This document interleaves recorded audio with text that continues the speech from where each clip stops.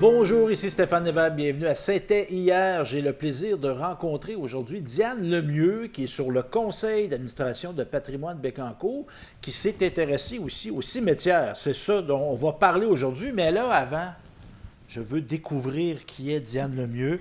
Diane, vous êtes résidente de quel secteur, vous? De Précieux-Sang, depuis 40 ans. 40 ans. Et vous avez fait quoi comme travail dans la vie, vous?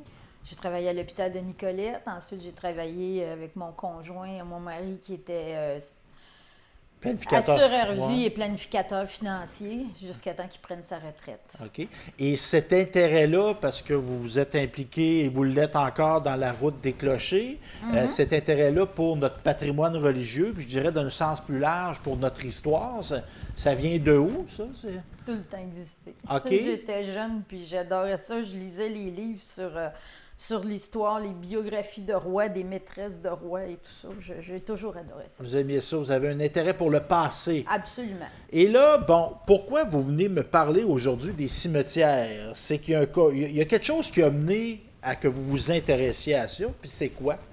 En fait, j'ai toujours aimé les cimetières. Quand je vais en voyage, qu'il y a des cimetières, j'y vais parce que chaque pays a une façon de planifier ses cimetières qui est différente. C'est vraiment passionnant à voir.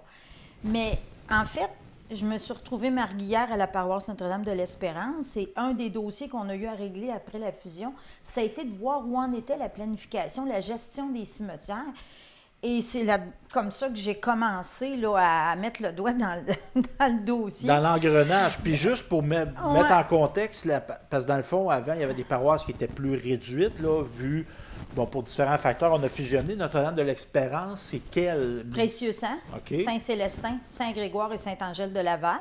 Okay. Alors maintenant, on gère 4 cimetières et dans les dernières années, une fois qu'on a eu fait l'étude sur la gestion des cimetières, on a informatisé toute la gestion des cimetières. On est une des premières fabriques à avoir complètement informatisé la gestion de nos cimetières. On est drôlement efficace, on est très avancé. Puis de cette nécessité-là, on avait une paroisse qui gérait un cimetière, là, on a une grosse qui en gère 4, oui, j'ai bien compté. C'est ça. Ça vous a poussé à devenir une experte? Oui, parce que la loi l'a modifié, ouais. Puis si on ne suit pas, il y a des amendes. Alors, il faut être au courant de ce qui se passe puis appliquer la loi correctement. Parce que juste pour comprendre, un cimetière, il y a des opérations liées à de l'argent, dans le sens où tu t'achètes... C'est une entreprise. Oui, c'est quoi, tu t'achètes une place, quoi? Oui. Un terrain, on un loue lot? une concession pour un certain nombre de temps. Chez nous, c'est 50 ans. Il y a des fabriques que c'est 80 ans ou 75 ans, ça dépend. Et les gens mettent un monument là-dessus. Puis il y a différentes sortes de lots. En tout cas, il y a beaucoup dans le fond, on ne fait pas ça n'importe comment. Donc, absolument pas. Il y a une loi, puis c'est très précis. Oui, c'est régi, puis c'est correct que ce soit régi, parce qu'il faut avoir du respect pour nos défunts. Oui, ça, c'est ça. Il y a eu des fraudes aussi. Donc, OK. Donc, histoire des méthodes de sépulture. Vous me disiez tantôt, en voyage, vous allez dans les cimetières. Comme la sépulture, c'est quoi ça, sépulture? Bien, la sépulture, c'est l'emplacement. C'est comment on dispose d'un corps après le décès. OK. C'est large, c'est plus que juste l'eau. Oui, absolument. OK. D'après les historiens, là, les premières sépultures, ils datent de 100 000 ans, puis c'est en Israël qu'ils les ont trouvées. Mais dans l'Antiquité, premièrement, les Égyptiens, on se souvient de l'embaumement, tout le monde connaît ça. Les momies. Effectivement.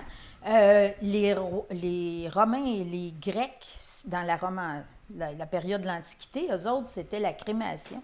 Il y avait même un décret à Rome qui interdisait d'enterrer des corps à Rome. C'est une question de salubrité. Il faisait chaud là-bas, hein? Faut penser à ça. Les Vikings aussi faisaient ça un peu plus tard. Les Indiens des Indes. Hein? Ben oui, le Gange, les corps qui défilent dans le fleuve sacré. Puis il y a d'autres civilisations, mais c'était dans les grottes, dans les catacombes, etc. Ouais. Fait que chacun a eu ses méthodes d'embaumement ou de disposition des corps. Le point commun, c'était la rapidité. Il fallait qu'ils se débarrassent des corps rapidement. Parce que c'est lieu de maladie. La salubrité, exactement. Puis imaginez l'odeur d'un pays chaud.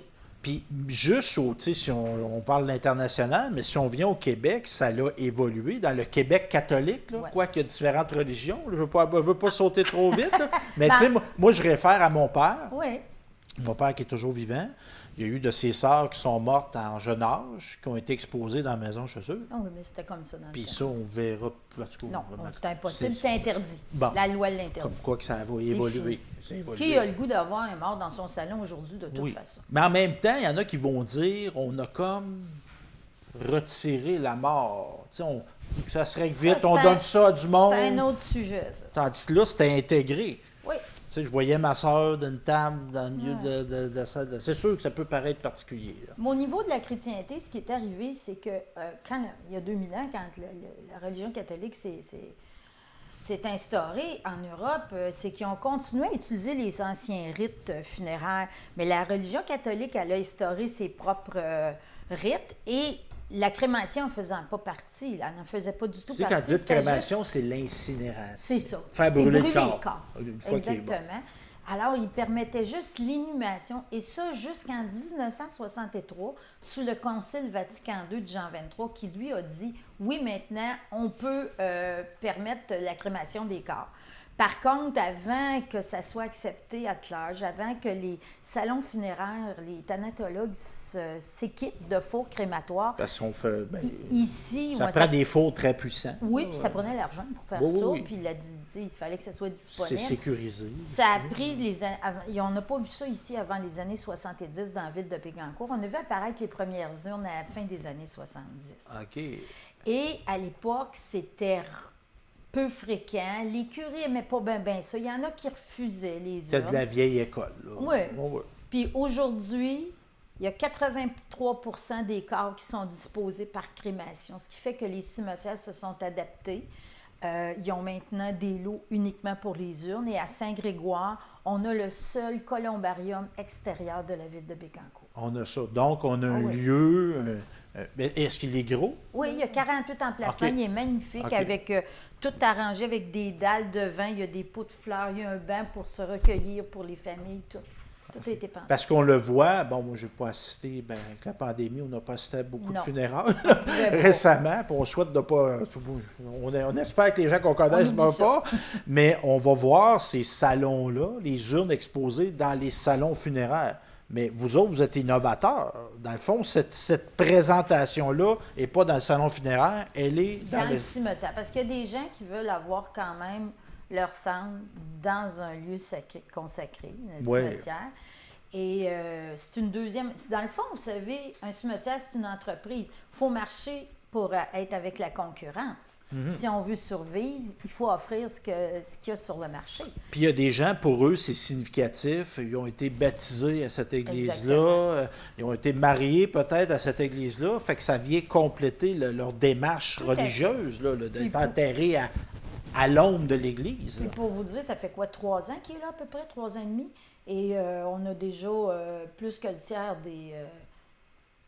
des urnes, pas des urnes, on appelle ça des niches. Je sais pas pourquoi ils appellent ça des niches, je trouve que ça fait dur comme terme. En tout cas, on a plus que le tiers des niches OK. le quart des niches de vendues. Fait qu'on s'est adapté. Oui, Donc, il faut. et au niveau de la création de nos cimetières, si on se replonge au début de l'occupation européenne du territoire ici, Avant ça, Oui, je vais vous conter oui. d'autres choses. Ah Les oui. cimetières comme on a aussi aujourd'hui, là, qu'on connaît, là, notre Oui. génération, ça n'existait pas avant.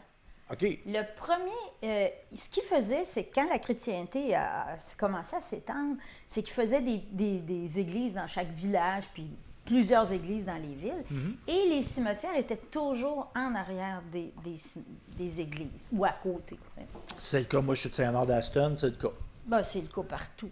Le problème dans les villes européennes, à l'époque, on parle, tu sais, Moyen-Âge et tout ça, ce qui est arrivé, c'est que la population, elle a explosé. Puis là, on n'avait plus de place dans le cimetière. Et on n'avait plus de place. Alors, à Paris, parce que le premier cimetière moderne est né à Paris, ils ont fait un quadrilatère. C'est une cour intérieure, puis à l'intérieur de ça, ces bâtiments-là, là, le quadrilatère, ils mettaient les corps puis ils les empilaient là. OK?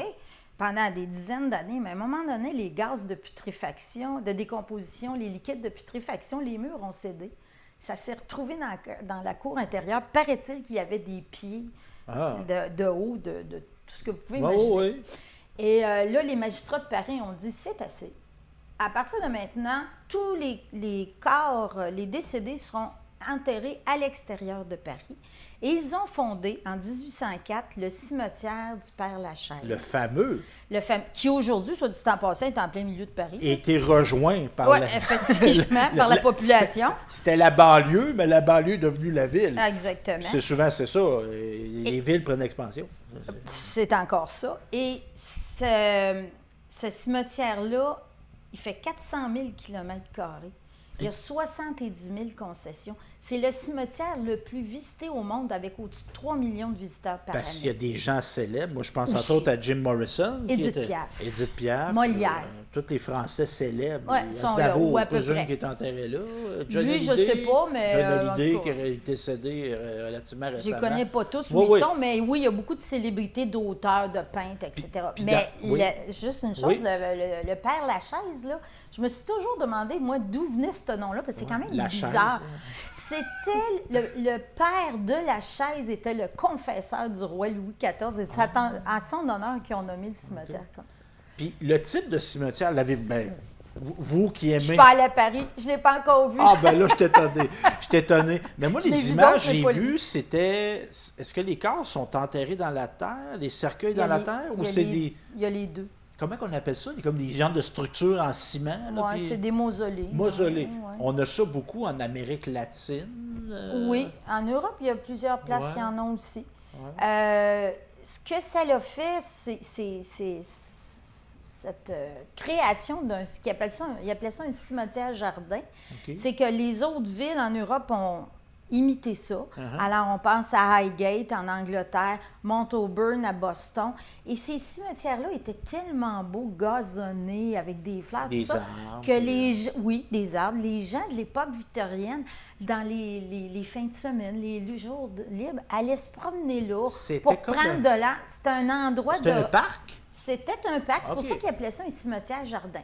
OK. Fait qu'il y a des gens, mettons, on se replonge dans là, 200 ans, on aurait vu peut-être des gens faire des pique-niques là, avec les enfants. Exactement. Et d'ailleurs, à Montauburn, à Boston, il se fait de la bicyclette, la course à pied, il y a des événements musicaux qui se tiennent là. C'est vraiment, c'est autre chose. Mais ça, c'est particulier parce qu'il y a des gens qui pourraient assimiler ça à un manque de respect.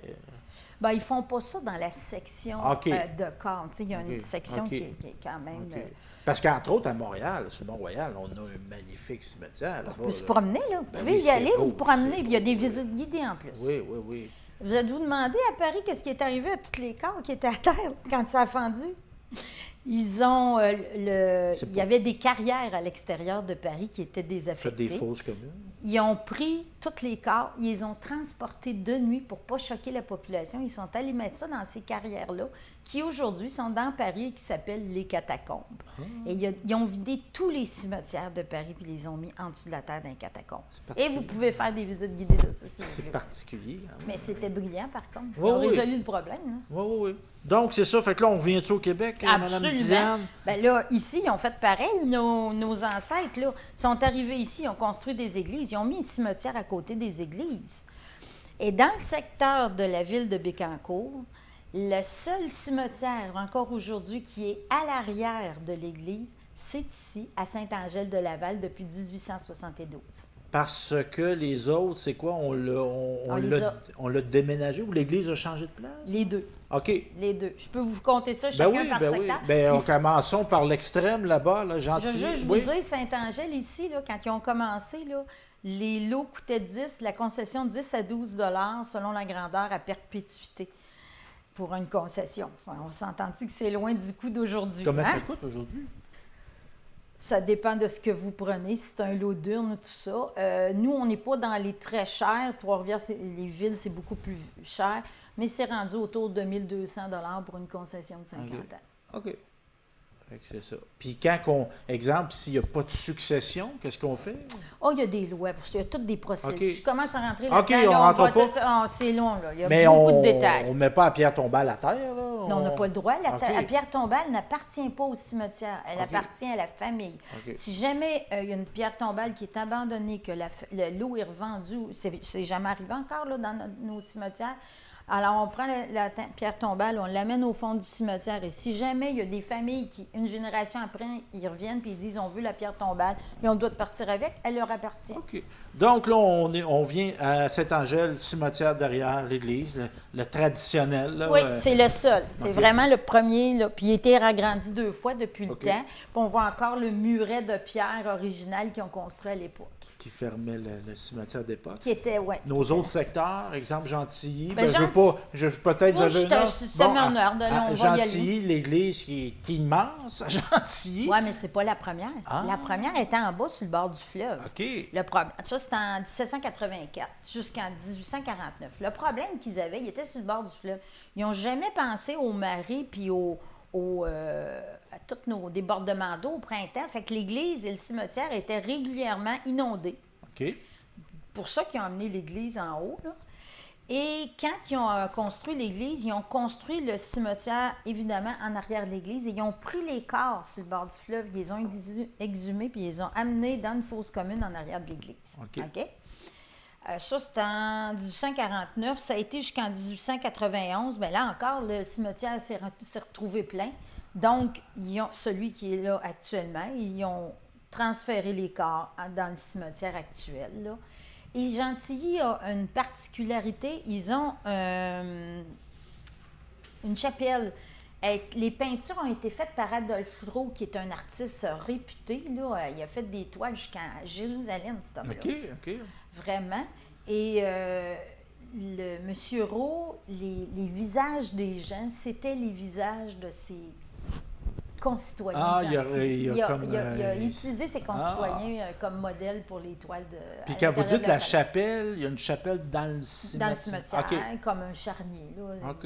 Il y a des charniers dans d'autres cimetières. Est-ce qu'elle est encore ouverte au public, la chapelle? Je crois pas, non, parce OK. que ça demande de l'entretien, Ouais, tout ouais. ça, puis de la surveillance, non. Ouais. Mais j'imagine que quelqu'un qui veut le voir peut OK. toujours demander à la fabrique. Là. Puis il manque pas d'espace dans l'église de Gentilly. Oh non, vraiment On va se pas. dire ça. Fait que là, on a Gentilly. Si on revient par ici... Bécancour. Bécancour, oui. Bien, Bécancour, c'est la même chose. La première église était sur l'île de Montesson. Fait qu'on peut supposer qu'il y avait un cimetière à côté. La dernière église était dans le centre du village. C'est celle qui a brûlé à la fin des années 1990. Là aussi, le cimetière était à l'arrière. Mais il y a... Je ne sais pas exactement la date, honnêtement, mais il y a plusieurs années, ils ont transféré sur la rue des Ormeaux, là. Plus loin. Le cimetière est plus loin. Le cimetière, là, il n'est pas à proximité de la nouvelle église. Non, là. ils ne sont plus, là. OK. Fait que c'est un cimetière, mais on voit ça parfois comme à cause que l'église a passé au feu ou non, plus non, tout simplement parce qu'il manquait de place. Ouais. Quand les cimetières se remplissaient, souvent autour de l'église, ça s'était construit. Il n'y avait plus de place. Il fallait qu'ils prennent des terrains plus loin à l'extérieur du village, à l'époque, dans les années 1800, pour être capable d'avoir de la place. Mais est-ce qu'on a des... Ma question va être particulière. Est-ce qu'on a des cimetières oubliés? Parce que là, vous me dites, on a décidé, on a mis ça ailleurs. Il y a des cimetières qui sont comme, par exemple, je ne sais pas s'il y avait des présences d'églises protestantes ici. Pas à ma il n'y a plus de connaissance. communauté, l'église est laissée à l'abandon, elle passe au feu, il y a un cimetière là, la nature envahit ça. Il y en a en Europe, il y en a un en Gaspésie, une ancienne église protestante, mais ici, dans la ville de Bécancour, non. OK, on a toujours, dans le Ouais, fond, on a fait le suivi. suivre, Oh, on a fait suivre nos morts au nouvel emplacement. Oui. OK. Donc, Bécancour, Gentilly, Précieux Sang, chez vous? Je vais finir par Précieux Oui. Sang, si ça vous dérange Ah, pas, bon, parce que allons-y. c'est la paroisse la plus jeune. OK. En fait, à Saint-Grégoire, là, évidemment, en arrière de l'église, où se situe actuellement le moulin, le moulin de Saint-Grégoire et le club de croquet. Fait qu'en 1889, c'était plein. Parce que depuis le début de 1800, là, qu'ils remplissaient, eux autres. Oui, bien, on a une vieille occupation Oui, ici, là. C'est pas, L'église moi, de Saint-Grégoire. à Saint-Honor d'Aston, là, on n'a pas encore C'est eu ce plus problème-là, jeune. parce qu'on est venus après, nous autres. Mais il fait longtemps qu'il y a des Européens ici. C'est ce que Oui, je veux dire. ça marche, c'est normal. Les Européens ont colonisé par le bord des cours d'eau. Donc, toujours par le bord du fleuve, ils suivaient la rivière Bécancour. Fait que Saint-Léonard étant loin, c'est plus C'était loin. C'était plus tard. notre autoroute 20, ça. Tout là, à fait. Le fleuve, c'était Tout à l'autoroute, fait. là. Donc, Saint-Grégoire, en 1889, ça s'est retrouvé plein. Donc, sur le boulevard Port-Royal, en allant vers le fleuve, il y a le gros cimetière actuel. Eux autres aussi, ils ont transporté les corps dans le cimetière. Imaginez le gars qui avait la job de déterrer ça et amener ça. Ça ne devait pas être joyeux. Quand ça fait 100 ans qu'il est mort, c'est pas pire. Quand ça fait 1 an, il devait être moins intéressant. Et ce qu'ils ont fait, c'est que ils n'ont pas réussi à tout enlever, les corps, parce que quand ils ont construit le club de croquet et qu'ils ont creusé, ils ont trouvé des os encore. C'est difficile de tout enlever. Fait que, ça ne s'est pas tout transféré. Et Saint-Grégoire, elle a une particularité. Dans l'Église, il y a 140. Toutes les églises, sauf celle de Précieux-Sang, ont des corps dans le sous-sol. Oui, ça, j'ai découvert ça. Parce que souvent, ils mettaient les notables, les les curés, tout ça. Mais à Saint-Grégoire, il y a 140 personnes, ce qui est beaucoup. Et dont des enfants aussi, à part les curés, les adultes, il y a des enfants. Dans le sous-sol de l'Église? Dans le sous-sol de l'Église, il y a 140 personnes. Si, exemple, j'allais dans le sous-sol de l'Église de Saint-Grégoire, est-ce qu'il y a des pierres tombales qui rappellent ça? Il y a des... C'est pas tout... OK, c'est pas tout identifié. Mais on sait qu'ils sont pourquoi là. Pourquoi qu'on creusait là? Parce que c'était l'hiver? C'est une bonne question, je ne sais pas. Parce que des fois, tu sais, le corps, il faut en disposer. On est en plein mois février, il fait moins 30 dehors. Oui, mais c'est à ça que ça servait, les charniers. OK. Les charniers, là, c'est la petite cabane que vous voyez fait en on pierre. Laissait les corps là, on mettait les l'hiver. corps là, puis quand ça dégelait, on faisait les enterrements au printemps, puis on se dépêchait. Là. Aussitôt que la terre dégelait, les corps dégelaient, ils creusaient pour enterrer, parce que sinon, l'odeur était épouvantable. OK. Donc, c'est ça. Fait qu'on a des gens d'enterrer. Quand vous allez à la messe, quand vous allez dans les églises, pensez qu'il y a des gens sous vos pieds. C'est ça. Exactement. C'est exactement. Mais il ne faut pas que ça vous hante, ça change Non, rien. non. Donc, c'est ça. Fait que Saint-Grégoire... Sainte-Gertrude. Oui. Bien, Sainte-Gertrude, c'est particulier parce que le cimetière était à côté de l'église. À côté où il y a maintenant... Le stationnement. Ah! Fait que ce qu'ils ont fait, eux autres aussi, ça s'est retrouvé plein. En 1920, excusez-moi, il a acheté un terrain un peu plus loin, là, où est le cimetière actuel, d'un monsieur Eusèbe Cognot. Souvent, les paroissiens donnaient les terrains à la fabrique par dévotion, pour aider, puis tout ça. Moi, je crois, puis c'est comme un geste ça. Que je pose important, puis symbolique. Mais Sainte-Gertrude, le monsieur, lui, il l'a vendu pour 1275. Bon. Et les autres aussi, ils ont demandé une permission d'exhumation. Ils ont transporté les corps là. Et ils ont fait un charnier dans lequel se trouvent les anciens, les corps des curés, des anciens curés. Okay. Et en 1956, ils ont désacralisé l'ancien cimetière, mis ça. Puis là, ils ont installé le stationnement de l'église. Donc, c'est ça. Fait qu'on peut présumer qu'il y a aussi encore des corps qui n'ont peut-être pas été récupérés. Possiblement. C'est difficile de tout enlever. Il faut creuser creux. Hein, parce que souvent, ils creusaient 6 pieds, 8 pieds pour mettre... Parce qu'ils mettaient les tombes une par-dessus l'autre. Oui, c'était ça le... C'est ça. Ce qu'on ne voit plus là, parce que les urnes, on ne met pas ça une par-dessus l'autre. Donc, Sainte-Gertrude, il nous en reste-tu un? Il reste Précieux-Sang. Ben oui, votre endroit. Et la seule qui n'a pas de cadavre sous l'église. En fait, Précieux-Sang a été fondée en 1904. Okay. Ce qui fait qu'elle a dû suivre. Premièrement, elle a vu l'expérience de toutes les églises autour. Puis elle s'est dit, moi, je ne mettrai pas mon cimetière à côté. Elle l'a tout de suite mis à un quart de mille de l'église. Mm-hmm. Et la loi sur les cimetières venait d'être passée il y a peu de temps. Donc, ils ont dû faire venir un inspecteur qui a inspecté le terrain, s'assurer qu'il répondait aux normes et aux exigences du ministère pour pas que les liquides de décomposition polluent les cours d'eau aux alentours. OK, parce qu'avant, l'environnement, ça n'existait pas. On ne se préoccupait pas de ça. Donc, c'était correct. Ils ont mis le cimetière là tout de suite. Et donc, on n'a pas eu de transfert de corps ni rien. Parce que c'est une occupation qui est plus récente, parce qu'on est plus dans le cœur des terres. Ça fait juste 118 ans. OK. C'est plus court. Vous me parlez en préparation de nouvelles lois. C'est-tu récent? Là? C'est la nouvelle loi? C'est la loi des cimetières qui a été revisée. Ça faisait presque 100 ans. Il était temps. 1er janvier 2019. Alors, ce qu'ils ont fait, c'est que c'est une loi qui va toucher beaucoup les thanatologues, les salons funéraires. Pour nous, les fabriques, ce qui nous touche, le point le plus important, c'est le nouveau registre des services.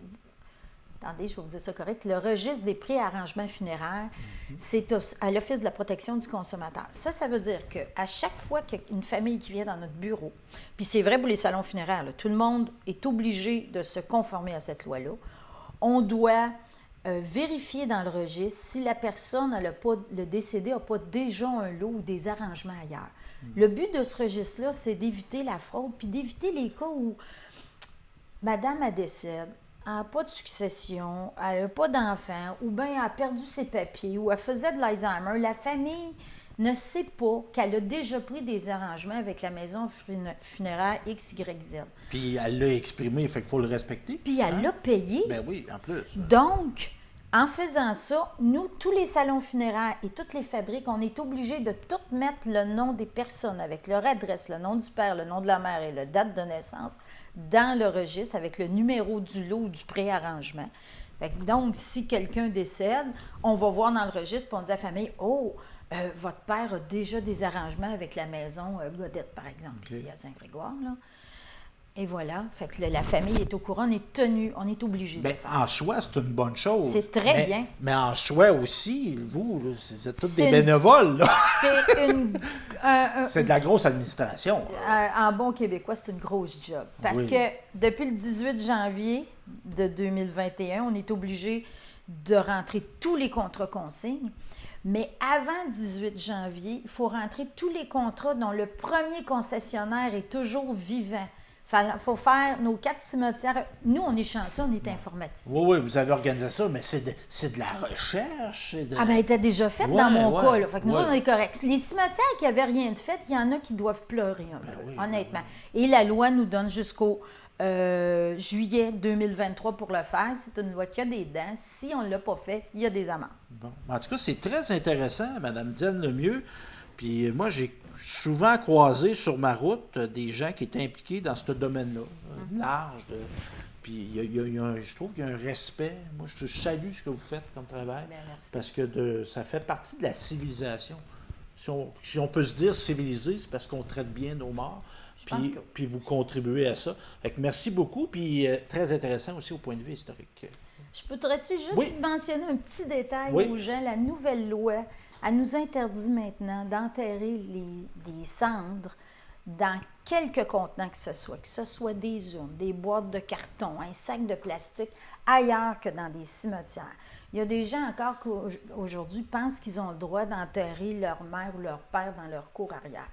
Ils peuvent le faire, là. Il n'y a pas un inspecteur du gouvernement qui va arriver, qui va leur taper ses doigts. Par contre, il y a eu un cas, ça a passé en cours, il y a eu un jugement rendu, ce qui fait que si vous ne le déclarez pas, c'est un vice caché, ça peut annuler la vente, ça baisse la valeur de la maison.